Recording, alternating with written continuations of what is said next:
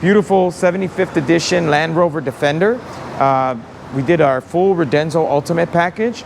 So on this particular vehicle, we have 3 heads in the back. So we have an RX, TX, and then another RX.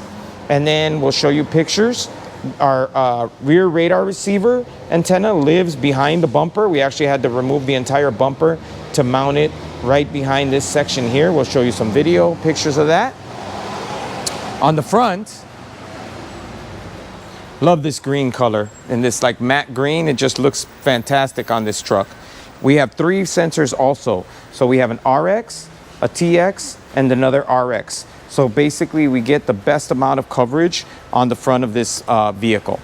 All right, and so on the inside of the Defender, the client wanted, we did a previous Defender for him as well, which was a 22, which we also had the same wrap on it.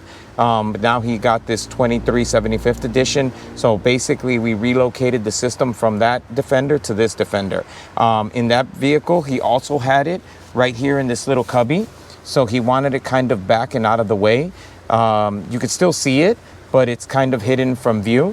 One of the other cool features about the Radenso piece. So, all right, so if we turn the car on, shut the stereo down, Radenso RCM, unit comes online, boom, we're ready to defend. Okay. One of the other cool features about the Radenso though is, let's say you want to shut off the system or disable the system. So all you do is pull the display off. So it actually has magnets here, and it powers off, and it makes contact through this, and it can only go on one way. So the cool thing is, once you're ready to defend again, you just take it and it just snaps back into place. Give it a second and the unit will boot up and come back online. Radenso RCM, boom, you're ready to defend again. So if you follow us or if you watched any of our previous videos, you know that we talk a lot about brackets, harnesses, connectors, and all these things. So radar laser defense is definitely an investment, obviously, to do such a good, one of these top tier systems, and to have it installed high caliber way costs some money.